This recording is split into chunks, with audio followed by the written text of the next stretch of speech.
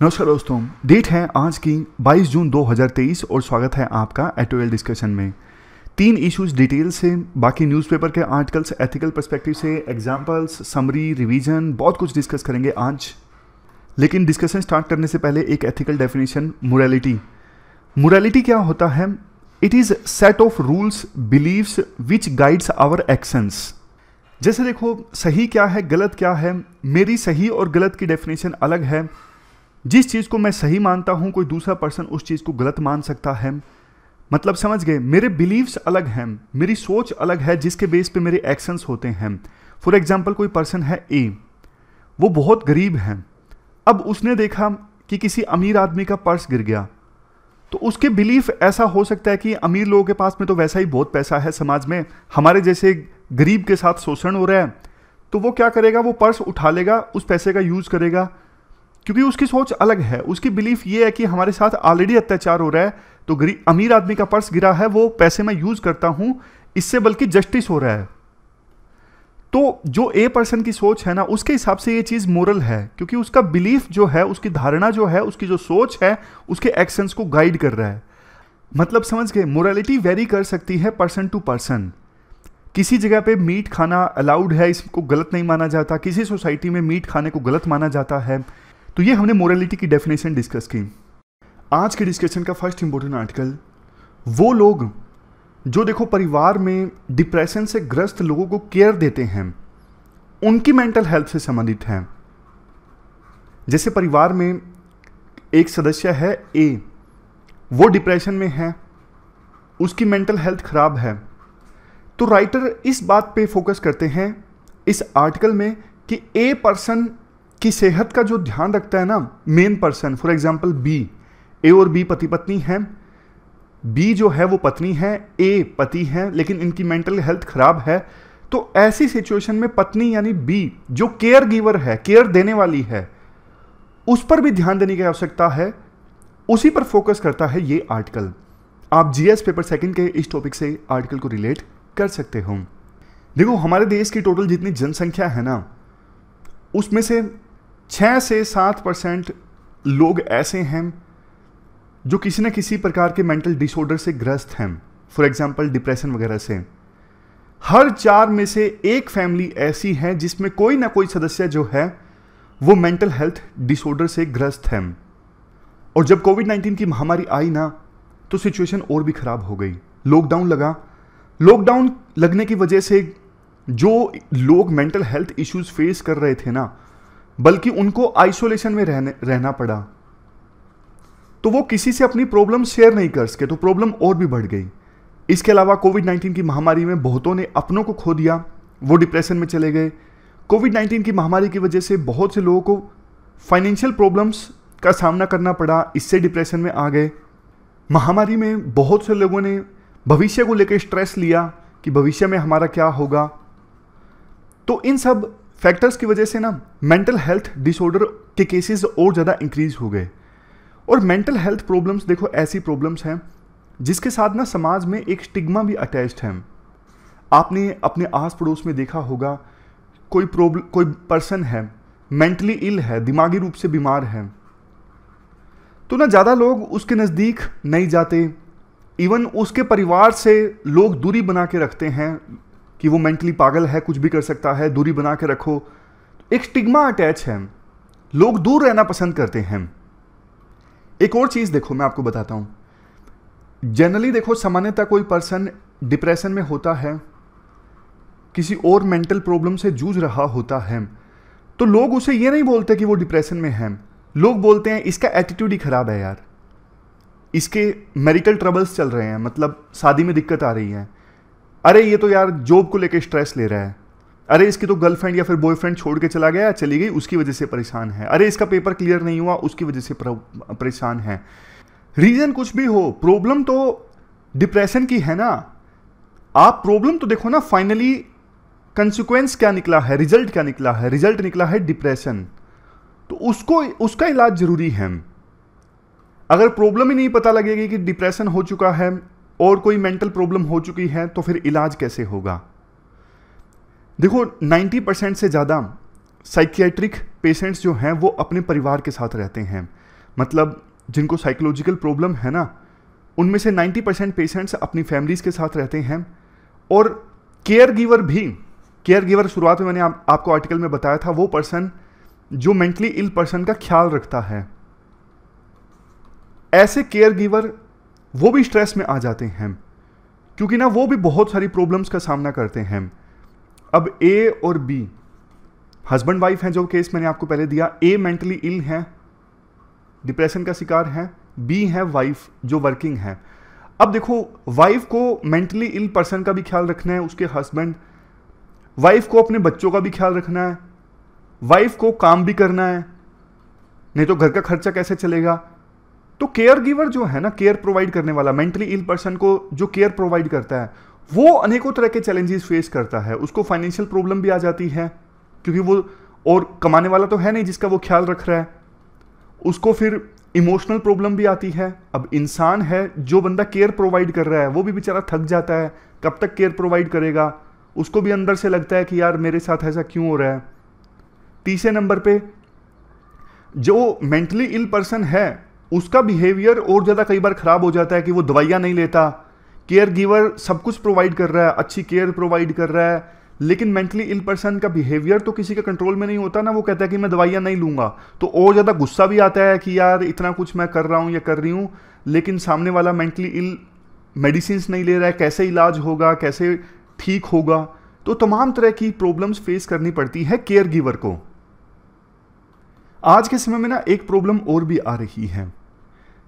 देखो, जब joint families हुआ करती थी ना, परिवार का साइज बड़ा हुआ करता था, तो उस समय देखो, परिवार का एक सदस्य मेंटली इल है तो बहुत सारे सदस्य होते थे उसका ख्याल रखने के लिए। लेकिन आज के समय में न्यूक्लियर फैमिलीज हैं, 4 लोगों की या 5 लोगों की, उसमें कोई मेंटली इल हो गया तो फिर एक ही सदस्य पर पूरी जिम्मेदारी आ जाती है, उसे एक ही समय में सारे काम करने पड़ते हैं। तो ये न्यूक्लियर फैमिलीज का बहुत बड़ा डिसएडवांटेज है। अब आमतौर पे ऐसी सिचुएशन में जो केयर गिवर है, जो केयर प्रोवाइड कर रहा है, वो क्या करता है अपने मन को शांत करने के लिए? वो भगवान की तरफ ध्यान लगाने लगता है, हॉबीज पर ध्यान देता है, जैसे गाने वगैरह सुनना, डांस वगैरह करना। लेकिन राइटर ये कहते हैं, देखो, केयर गिवर की प्रॉब्लम्स को भी एड्रेस करना जरूरी है। जो केयर गिवर है वो भी मेंटली इल पर्सन का ध्यान रखते रखते खुद भी मेंटल प्रॉब्लम्स से जूझने लगता है, तो उसकी भी काउंसलिंग होनी चाहिए। काउंसलिंग सर्विसेज प्रोवाइड करनी चाहिए, ना सिर्फ मेंटली इल पर्सन्स को, बल्कि उनको भी जो मेंटली इल पर्सन्स का ध्यान रख रहे हैं। एक एग्जांपल देते हुए राइटर समझाते हैं। जैसे देखो, एक फ्राई पैन है, फ्राई पैन में पानी है। अब पानी में मेंढक है, मेंढक को आप बॉयल करोगे ना, शुरुआत में मेंढक उछलेगा नहीं। क्यों? उसे लगेगा कि यार पानी गर्म तो हो रहा है लेकिन सहन करने योग्य है, अभी नहीं कूदता हूं, कोई दिक्कत नहीं है, इतनी दिक्कत वाली बात नहीं है।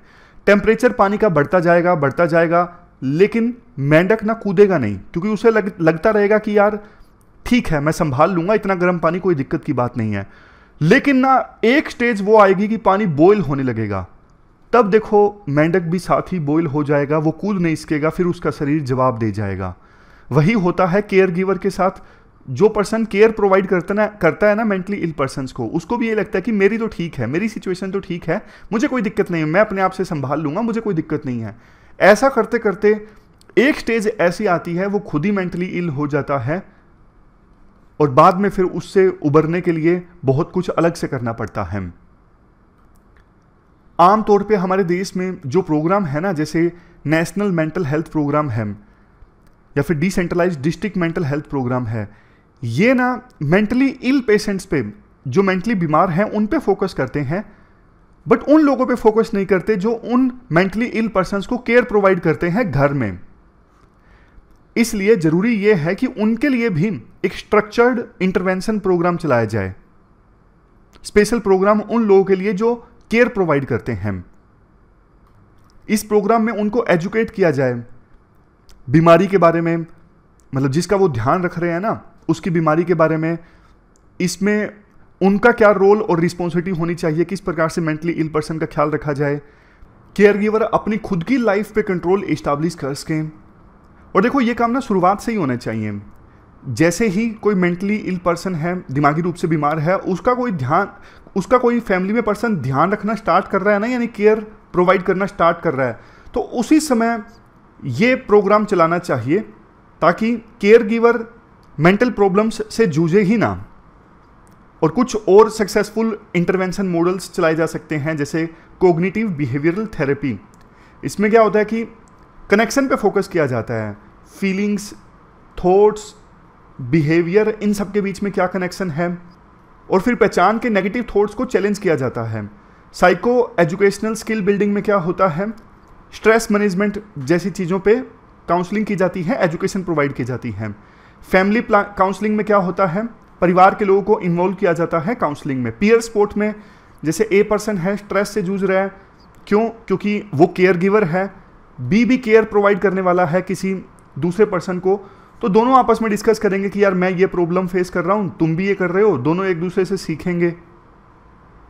और देखो जब साइको एजुकेशनल मीटिंग हो ना, मतलब मेंटली इल पर्सन को एजुकेशन दी जाए, अवेयरनेस दी जाए, तो सब कुछ बताया जाए कि आपको भी प्रॉब्लम हो सकती है, ये सिम्टम है, ये थेरेपी आप ले सकते हो, इतनी इफेक्टिवनेस है, इसके ये साइड इफेक्ट हैं, सबको उनको पहले ही बता दिया जाए सारी चीज़ों के बारे में, फैमिली को। लास्ट में राइटर कुछ प्रॉब्लम्स बताते हैं, जैसे देखो हमारे देश में ना ट्रेंड स्पेशलिस्ट की बहुत कमी है। इंडिया में 43 state run mental health institutions हैं, जिसमें 3800 साइकियाट्रिस्ट हैं और 900 के आसपास क्लिनिकल साइकोलॉजिस्ट हैं।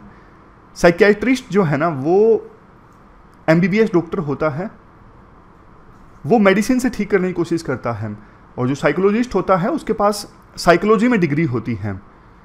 तो कहने का पॉइंट मतलब क्या है, इंफ्रास्ट्रक्चर काफ़ी पुअर है। हर 4 लाख के पीछे एक साइकियाट्रिस्ट और 16 लाख सिटीजन्स के पीछे एक साइकोलॉजिस्ट, इतना पुअर इंफ्रास्ट्रक्चर है। बजट एलोकेशन बहुत कम होता है सरकार की तरफ से। कुछ स्टेप्स तो देखो सरकार ने लिए हैं, जैसे 2017 में जो मेंटल हेल्थ केयर एक्ट आया ना, उसमें सरकार ने ये बोला कि जैसे देखो फिजिकल डिसऑर्डर का इलाज होता है ना, उसके लिए इंश्योरेंस है, उसी प्रकार से मेंटल डिसऑर्डर के लिए भी इंश्योरेंस है। आयुष्मान भारत स्कीम ये मेंटल डिसऑर्डर्स को भी कवर करती है। बट देखो प्राइवेट जो इंश्योरेंस कंपनीज है ना, वो अभी भी मेंटल डिसऑर्डर्स को उतना तवज्जो नहीं देती, पूरी तरह से कवरेज नहीं होती मेंटल हेल्थ प्रॉब्लम्स की।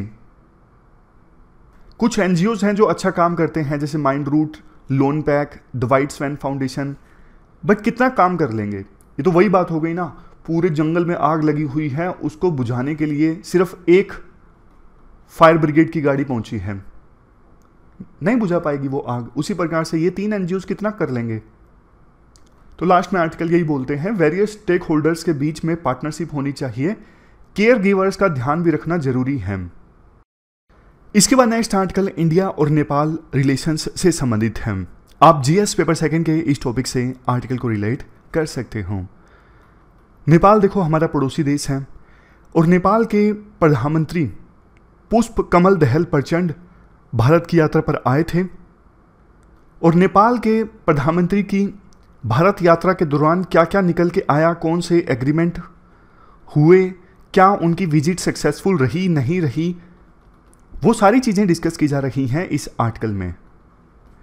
देखो अभी जो नेपाल के प्रधानमंत्री है ना, पुष्प कमल दहल प्रचंड, ये उनका तीसरा कार्यकाल है एज ए प्रधानमंत्री। वो पहले भी प्रधानमंत्री रहे हैं, 2008 में सबसे पहली बार बने, उसके बाद वो प्रधानमंत्री बन के भारत की यात्रा पर आए। दूसरी बार वो 2016 में प्रधानमंत्री बने, तब वो एज ए PM भारत की विजिट पर आए, और अब एज ए PM तीसरी उनकी ये भारत की विजिट थी। और राइटर के अनुसार ये जो उनकी यात्रा थी ना एज ए PM, वो सबसे ज़्यादा सक्सेसफुल रही। बहुत कुछ आउटकम निकल के आई उनकी इस विजिट के दौरान, और कंट्रोवर्शियल इश्यूज़ को अवॉइड किया गया। सबसे पहले तो प्रचंड के बारे में कुछ बातें बोली जाती हैं जो हमारे लिए इतनी इंपॉर्टेंट नहीं है। राइटर कहते हैं नेपाल के प्रधानमंत्री जो है ना, वो बहुत ही ज़्यादा मंझे हुए पॉलिटिशियन हैं और बहुत ज़्यादा अपॉर्चुनिस्टिक हैं। जैसे कब पाला बदलना है अपनी पोस्ट को बरकरार रखने के लिए, वो उनसे सीखें। जैसे आपको एग्जांपल देके बताता हूँ, इनकी जो पॉलिटिकल पार्टी है ना, वो है माओइस्ट सेंटर। दो बड़ी पॉलिटिकल पार्टीज और कौन सी हैं, एक है नेपाली कांग्रेस और दूसरी है कम्युनिस्ट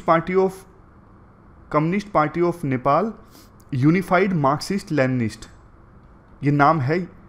इसके लीडर हैं फॉर एग्जांपल शेर बहादुर देउबा, और कम्युनिस्ट पार्टी ऑफ नेपाल इसके लीडर हैं केपीएस ओली। तो ना इनका पेंडुलम घूमता रहता है, कभी वो नेपाली कांग्रेस के साथ चले जाते हैं, कभी केपीएस ओली के साथ में, कभी इनके साथ में, कभी इनके साथ में।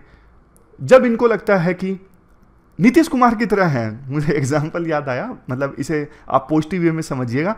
नीतीश कुमार जैसे कभी बीजेपी के साथ में, कभी आरजेडी के साथ में, फिर आरजेडी के साथ में, फिर बीजेपी के साथ में, तो वैसा ही इनका हो रहा है।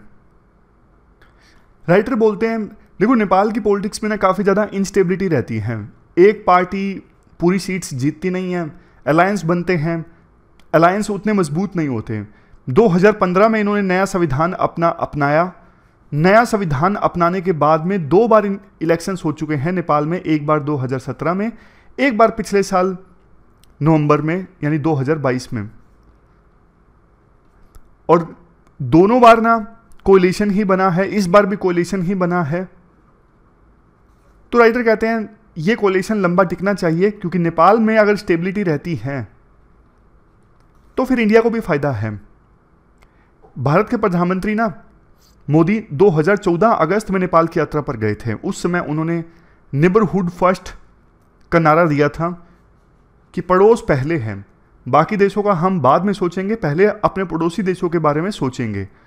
तब बोला गया था कि एक ये नई शुरुआत है। अब इंडिया ने नेबरहुड फर्स्ट की पॉलिसी अपनाई है कि इंडिया अपने पड़ोसी देशों पर ध्यान देगा, उनका फायदा करवाएगा। प्रधानमंत्री मोदी ने ना उस समय एक वर्ड इस्तेमाल किया था, हिट मतलब हाईवेज, कि भारत नेपाल के बीच में हाईवेज बनाए जाएंगे। इन्फोवेज मतलब नेपाल में इंटरनेट कनेक्शन से इस्टेब्लिश किए जाएंगे। ट्रांसवेज मतलब ट्रांसपोर्ट, ताकि लोग आसानी से आ जा सकें, रिश्ते मजबूत हों। तो ये हिट वर्ड प्रधानमंत्री मोदी ने इस्तेमाल किया था। बट 2015 में ना रिश्ते खराब हो गए फिर एक साल बाद, क्योंकि नेपाल ने नया संविधान अपनाया और नए संविधान में ना उन्होंने इंडिया के कंसर्न्स का ध्यान नहीं रखा। ये वही बात होगी ना, जैसे आपका पड़ोसी घर बनवा रहा है, लेकिन घर बनवाते बनवाते कंस्ट्रक्शन का मटेरियल आपके सामने आ जाता है, आपकी दीवार तोड़ दी, आपका बिल्कुल ख्याल नहीं रखा, तो आपने शिकायत की, पड़ोसी नहीं माना। तो वैसा ही है, उन्होंने संविधान अपनाया, इंडिया के कंसर्न्स का ध्यान नहीं रखा, तो अनऑफिशियल एक ब्लॉकेड लगा। अनऑफिशियल ब्लॉकेड मतलब इंडिया नेपाल का बॉर्डर है ना, इंडिया से नेपाल में सामान जाना बंद हो गया। सरकार ने बोला कि ट्रक वाले खुद ही नहीं जा रहे हैं, हम क्या करें। तो नेपाल में सामान नहीं जा रहा था, तो नेपाल में ना चीज़ें बहुत ज़्यादा महंगी हो गई, क्योंकि नेपाल बहुत सारी चीज़ें तो इंडिया से इंपोर्ट करता है। तो उस समय रिश्ते दोनों देशों के काफ़ी ख़राब हो गए थे। इसके बाद राइटर बोलते हैं देखो पिछले कई सालों से इंडिया और नेपाल के बीच ना हाइड्रो पावर सेक्टर को लेकर काफ़ी कोऑपरेशन हो रहा है। हाइड्रो पावर मतलब नदी का बहता पानी है, उसको रोक के रिजर्वर बना के या डैम बना के जो इलेक्ट्रिसिटी जनरेट की जाती है ना, उसका बहुत पोटेंशियल है, क्योंकि नेपाल में नदियां हैं, पहाड़ हैं। बट देखो नेपाल में पोटेंशियल है 50,000 मेगावाट हाइड्रो पावर का, लेकिन पिछले 10 साल पहले तक इंस्टॉल्ड कैपेसिटी थी सिर्फ 1200 मेगावाट की। तो वही बात होगी कि आपके घर में एक आम का पेड़ है, उस पर आम लग रहे हैं 100 किलो, उसमें से आप बेच रहे हो सिर्फ 7 किलो 8 किलो, बाकी आप वैसे ही वेस्ट कर देते हो। नेपाल के साथ भी कुछ ऐसा ही है। आज नेपाल की जो कैपेसिटी है हाइड्रो पावर की वो थोड़ी इंक्रीज हो चुकी है, 2200 मेगावाट की है। और जब सीजन होता है, मतलब नदियों में जब पानी फुल होता है, तब नेपाल इंडिया को पावर एक्सपोर्ट भी करता है। और जब लीन सीजन होता है, मतलब नदियों में पानी नहीं है, हाइड्रो पावर जनरेट नहीं हो रही है, तब तो उस सीजन में फिर नेपाल इंडिया से पावर परचेज भी करता है। 400 केवी की एक जो लाइन है ना, ट्रांसमिशन लाइन, वो दोनों देशों के बीच में ऑपरेशनल है। 2021 में नेपाल ने सबसे पहले इंडिया को 39 मेगावाट इलेक्ट्रिसिटी एक्सपोर्ट की, उसके बाद 452 मेगावाट इलेक्ट्रिसिटी एक्सपोर्ट की, और इससे नेपाल ने 11 बिलियन नेपाली रुपीस कमाए, जो कि एक अच्छी बात है नेपाल के लिए। दोनों देशों ने ना मिलकर एक एग्रीमेंट साइन किया है कि आने वाले 10 सालों में 10,000 मेगावाट इलेक्ट्रिसिटी का वो ट्रेड करेंगे आपस में। इसके साथ साथ 2018 में सतलुज जल विद्युत निगम के द्वारा एक प्रोजेक्ट पे काम स्टार्ट हुआ 900 मेगावाट का अरुण थर्ड प्रोजेक्ट। ये इस साल ऑपरेशनल हो जाएगा। इसके साथ साथ एक एमओयू साइन हुआ पिछले साल कि अरुण रिवर पर ही एक चौथा प्रोजेक्ट इस्टेब्लिश किया जाएगा, अरुण 4 प्रोजेक्ट। इसकी कैपेसिटी होगी 695 megawatt. Next point, national hydro electric power corporation यानी एनएचपीसी ने पिछले साल 2 प्रोजेक्ट्स साइन किए थे, टोटल 1200 मेगावाट के। कुल मिला के देखो पॉइंट ये है, इंडिया के पास कैपेसिटी है हाइड्रो पावर की, इंडिया के पास एक्सपर्टीज है। रिसोर्स नेपाल का, एक्सपर्टीज हमारी इंडिया की। इंडिया की कंपनीज वहां पे जाके प्रोजेक्ट इस्टेब्लिश करती है, जिससे बिजली पैदा होती है, नेपाल को फायदा होता है और इंडिया को भी फायदा होता है। इसलिए एक और ट्रांसमिशन लाइन भी अब इंडिया और नेपाल के बीच में बिछाई जा रही है, इस्टेब्लिश की जा रही है, बुटवाल और गोरखपुर के बीच में। इंडिया इसके लिए $679 मिलियन की लाइन ऑफ क्रेडिट भी देगा, यानी कि पैसा इंडिया द्वारा दिया जाएगा। नेपाल अपनी सुविधा के अनुसार ये पैसा समय समय पे ले सकता है इंडिया से, ये ट्रांसमिशन लाइन बिछाने के लिए।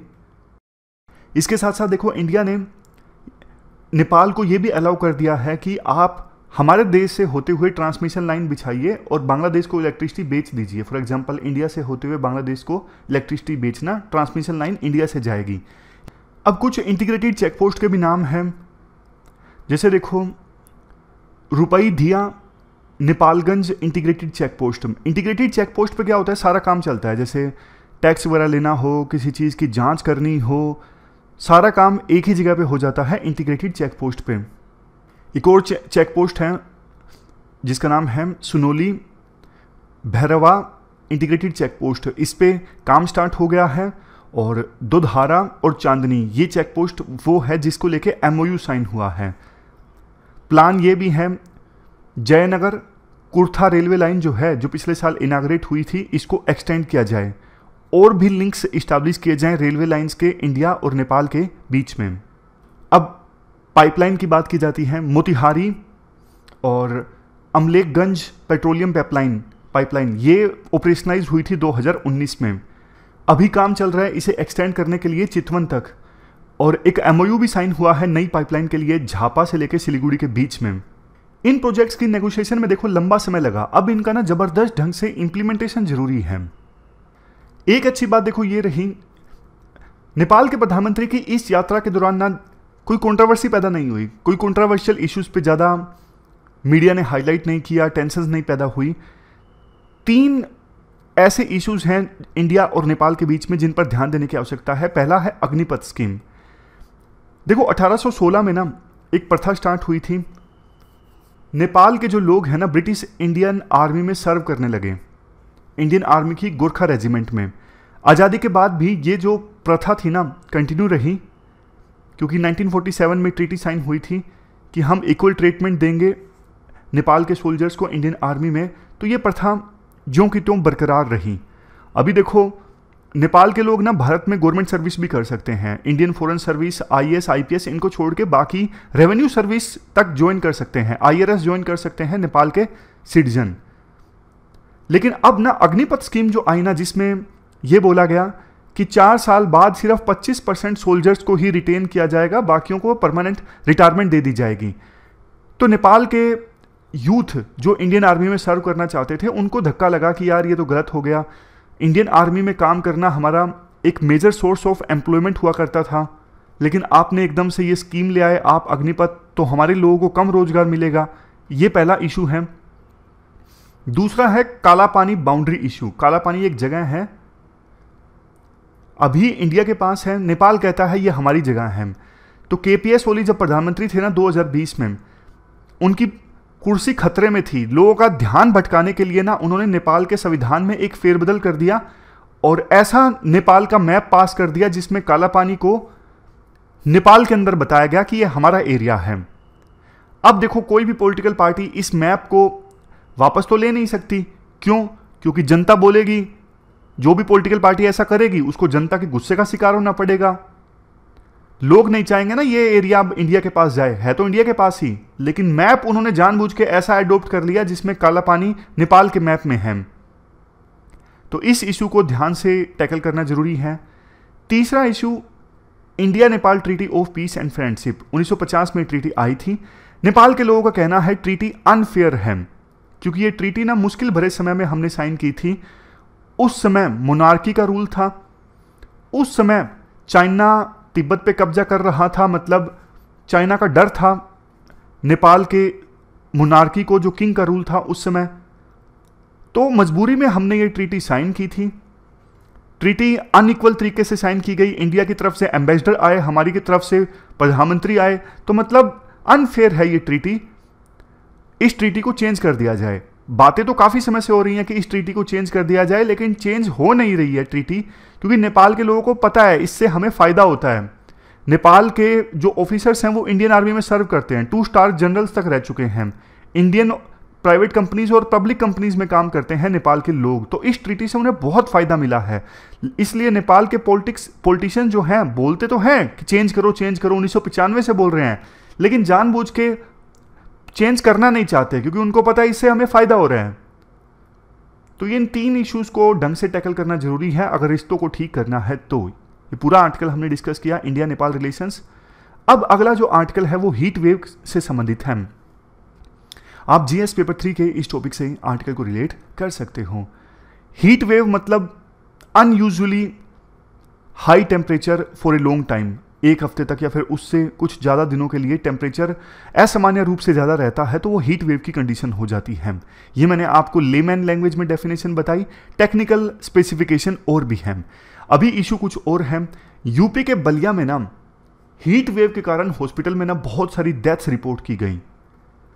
बाद में जो मेडिकल सुपरिटेंडेंट थे ना यूपी के बलिया के लोकल हॉस्पिटल में, उनको ट्रांसफ़र कर दिया गया यूपी सरकार के द्वारा।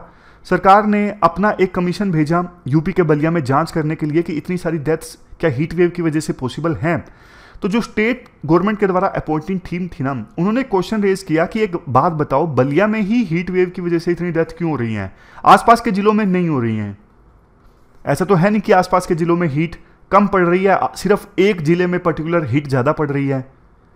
तो राइटर ये बोलते हैं, देखो जब डेथ होती है ना, हीट वेव एक फैक्टर होता है, लेकिन और भी बहुत सारे फैक्टर्स होते हैं, जैसे बहुत ही बेकार पब्लिक इंफ्रास्ट्रक्चर, बहुत ही बेकार सोशल सिक्योरिटी। जैसे बलिया में ना लोगों को और भी बहुत सारी प्रॉब्लम्स हैं। कंटामिनेटेड वाटर वहाँ पे है, पानी में मिलावट है, पानी पीने योग्य नहीं है कई जगहों पर। तो लोकल लोग जो हैं वो अपने आप को ठंडक नहीं प्रोवाइड कर पाते हैं, शायद इस वजह से डेथ ज़्यादा हो रही हैं हीट वेव की वजह से। इसके अलावा और बहुत सारे फैक्टर्स हैं जिसकी वजह से ये डिसाइड होता है कि कोई बंदा हीट वेव की वजह से बीमार होगा या नहीं होगा। जैसे मजदूर हैं, वर्कर हैं, कोई बेचारा पूरा दिन धूप में रह के काम कर रहा है, जाहिर तौर पे उसके बीमार होने की संभावना ज़्यादा है। रिलेटिव ह्यूमिडिटी कहाँ पे ज़्यादा है, लोकेशन क्या है, क्या कोई पर्सन दूसरे डिजीज़ का भी शिकार है, अगर है तो हीट वेव का खतरा और बढ़ जाता है। तो मतलब कॉम्प्लेक्सिटी है, यूँ नहीं बोल सकते कि बलिया में ज़्यादा डेथ हुई है बाकी जिलों में नहीं हुई। इंफ्रास्ट्रक्चर का भी तो रोल है ना, हो सकता है कि आसपास के जिलों में इंफ्रास्ट्रक्चर थोड़ा ठीक हो, पानी वगैरह ठीक हो। राइटर कहते हैं देखो हीट वेव तो आने वाले समय में और भी आएगी। अब वो उस पर डिपेंड करता है कि हमारी बॉडी जितना हीट एक्यूमुलेट करती है, कितना तेज़ी से उसे वापस से छोड़ सकती है।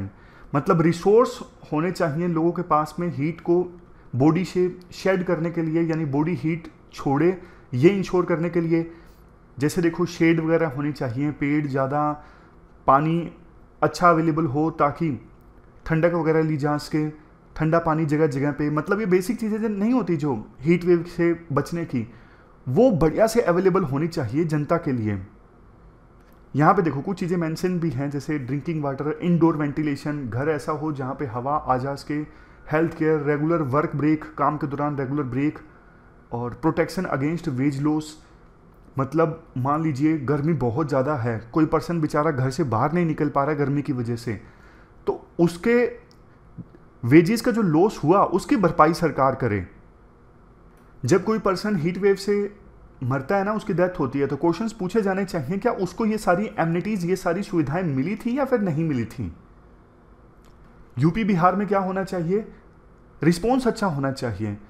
हीट की वजह से जो भी डेथ्स होती हैं उनको प्रॉपर रजिस्टर किया जाए, एक कारण दिया जाए डेथ क्यों हुई, और डेथ सर्टिफिकेट में प्रॉपर कारण बताया जाए। जो देखो international statistical classification of disease and related health problems है ना, इसके अनुसार डिजीज की जो क्लासिफिकेशन होती है ना, तो वही डिजीज बताया जाए डेथ सर्टिफिकेट में जो इस इंटरनेशनल क्लासिफिकेशन के मापदंडों को फुलफिल करता है। इसके अलावा जो रजिस्ट्रार जनरल का ऑफिस है वो भी पूरे नॉर्म्स को कंप्लाई करे, एमसीसीडी डेटा रिलीज करे हर एक साल इंडिपेंडेंट रिसर्च के साथ कि कितने लोगों की हीट वेव्स की वजह से डेथ हुई, क्या किया जा सकता है। देखो इन चीज़ों को लेकर डिस्प्यूट नहीं होना चाहिए, कितनी डेथ हुई हीट वेव्स की वजह से, पॉलिटिक्स नहीं होनी चाहिए इन चीज़ों पे। गलती आइडेंटिफाई करोगे तभी तो देखो सुधार होगा, डेटा करेक्ट होगा, डेटा ऑथेंटिक होगा, तभी कोई सरकार एक्शन ले सकती है। अदरवाइज तो प्रॉब्लम को फिर सरकार कारपेट के नीचे छुपाएगी कि प्रॉब्लम है ही नहीं। ये पूरा आर्टिकल हमने डिस्कस किया। अब लास्ट में कुछ आर्टिकल्स देख लेते हैं एथिक्स के पर्सपेक्टिव से और एग्जाम्पल्स भी। दिल्ली के एलजी ने ना फटकार लगाई है कि 10 साल हो गए अभी social audit of PDS start नहीं हुआ है। पीडीएस मतलब पब्लिक डिस्ट्रीब्यूशन स्कीम, जिसमें सब्सिडाइज्ड रेट पे वीट और राइस दिया जाता है जनता को। सोशल ऑडिट मतलब देखो जब कम्युनिटी किसी स्कीम में पार्टिसिपेट करती है उस स्कीम की इफेक्टिवनेस को इंश्योर करने के लिए, जैसे पीडीएस है। अब पीडीएस में फेयर प्राइस शॉप्स होती हैं जहाँ पे सब्सिडाइज्ड जो वीट या राइस है वो मिलता है। अब मान लीजिए लोकल मोहल्ले में एक कमेटी बना दी जाए जो ध्यान रखे कि फेयर प्राइस शॉप पे प्रॉपर ढंग से अनाज मिल रहा है, लोगों को मॉनिटरिंग करे। कोई कमी सामने आती है पीडीएस के इम्प्लीमेंटेशन में तो जनता मान लीजिए सोशल मीडिया पे बताती है कि देखो ये घपला कर रहे हैं। मतलब स्कीम की प्रॉपर इम्प्लीमेंटेशन में जनता जब पार्टिसिपेट करती है ना, मॉनिटर करती है चीज़ों को, तो उसे कहते हैं सोशल ऑडिट। पीडीएस का सोशल ऑडिट नहीं हो रहा है काफ़ी सालों से। सोशल ऑडिट के बारे में आप जरूर लिखिए एथिक्स में, जब भी आपको मौका मिले, चाहे केस स्टडी में या फिर कोई भी एग्जाम्पल देते वक्त, कोई प्रॉब्लम का सोल्यूशन निकालते वक्त। उसके बाद देखो ग्लोबल जेंडर इंडेक्स का एग्जाम्पल दीजिए आप। वर्ल्ड इकोनॉमिक फोरम की जो रिपोर्ट आती है ना ग्लोबल जेंडर इंडेक्स, इसमें इंडिया ने 8 स्थान अपना इंप्रूव कर लिया है। तो प्री के लिए तो इम्पोर्टेंट है ही है, बट मेंस में इसे जगह जगह पे आप ऐसे में एज ए एग्जाम्पल इस्तेमाल कीजिए। अब इंडिया का स्थान हो गया 127, पिछले साल इंडिया का स्थान था 135। अभी भी बहुत नीचे है इंडिया को बहुत ऊपर जाने की आवश्यकता है, लेकिन देखो धीरे धीरे करके सिचुएशन इंप्रूव होगी। लास्ट में साइंस का जो आर्टिकल है इसको भी मैं ब्रीफ में आपको बता देता हूँ। देखो आर्टिकल में ये कहा जाता है कई बार ना साइंस में ऐसी रिसर्च सामने आ जाती है जिससे ना सोचने का पूरा तरीका ही बदल जाता है, पैराडाइम शिफ्ट हो जाता है। और जिस पॉइंट पे फोकस किया जाता है आर्टिकल में वो है सुपर कंडक्टर। सुपर कंडक्टर देखो वो कंडक्टर्स होते हैं जिसमें इलेक्ट्रिसिटी फ्लो कर सकती है विदाउट जीरो रेसिस्टेंस, मतलब कोई इलेक्ट्रिसिटी का लॉस नहीं होगा और कंप्लीटली इलेक्ट्रिसिटी फ्लो कर जाएगी। ये होते हैं सुपर कंडक्टर। तो 1986 तक ना सोच ऐसी थी कि कोई मटेरियल सुपर कंडक्टर का काम कर सकता है -250 डिग्री सेल्सियस पर। मतलब अगर किसी मटेरियल को सुपर कंडक्टर बनाना है ना तो उसको कम से कम इतने टेम्परेचर पर ठंडा करना पड़ेगा, तभी इलेक्ट्रिसिटी फ्लो करेगी विदाउट एनी रेसिस्टेंस। लेकिन ना 1986 में जो मूलर थे ना, उन्होंने अपने एक साथी के साथ मिलके ये रिसर्च करके दिखाया कि थोड़े गर्म टेम्परेचर पर भी, इससे थोड़े गर्म टेम्परेचर पर भी कोई मटेरियल सुपर कंडक्टर का काम कर सकता है। तब ना साथी साइंटिस्ट ने इनका मजाक उड़ाया कि नहीं नहीं ऐसा नहीं होता है। लेकिन देखो फर्दर उसके बाद कुछ और साइंटिस्ट ने थोड़े गर्म टेम्परेचर पे किसी मटेरियल को सुपर कंडक्टर के तौर पे काम करवाया, तब उनकी बातें सही साबित हुई जो उन्होंने 1986 में बोली थी। तो कहने का मतलब ये है, देखो शुरुआत में कोई नया आइडिया आता है ना तो उसका विरोध होता है, लेकिन बाद में जब वो आइडिया सही साबित होता है ना तो पूरा सोचने का जो तरीका है ना वही बदल जाता है। उसके बाद तो नई नई डिस्कवरी सामने आई सुपर कंडक्टर से संबंधित। तो मूलर की इसी साल 95 साल की एज में डेथ हो गई थी, उसी पे ये आर्टिकल आधारित है। अब लास्ट में जल्दी से समरी देख लेते हैं आर्टिकल्स की। हीट वेव के बारे में हमने आर्टिकल डिस्कस किया। हीट वेव की वजह से यूपी और बिहार में डेथ्स हुई।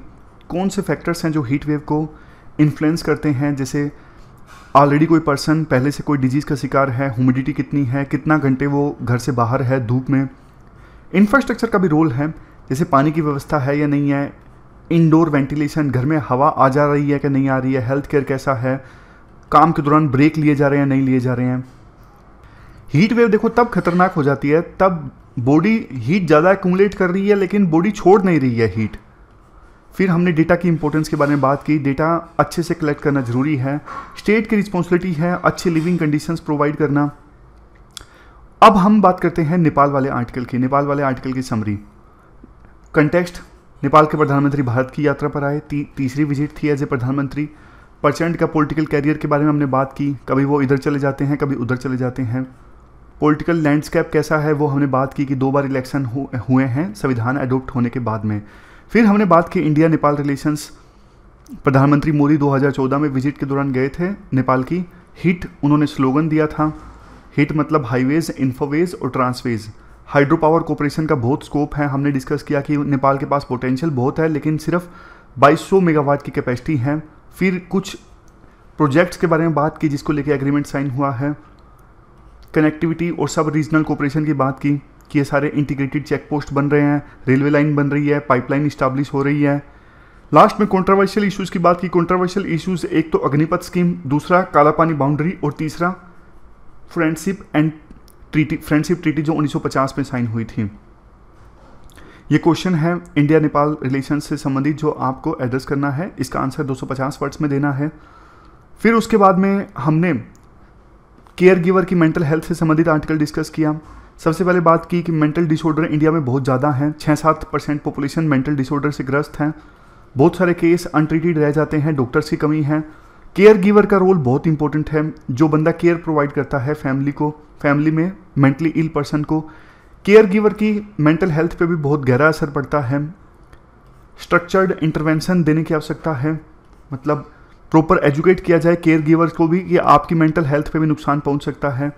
चैलेंजेस हैं हेल्थ केयर सिस्टम में, ये हमने बात की, डॉक्टर्स की कमी है, ट्रेंड स्पेशलिस्ट की कमी है, इंश्योरेंस में गैप है, अभी इंश्योरेंस जो स्कीम्स हैं वो मेंटल हेल्थ को नहीं एड्रेस करती।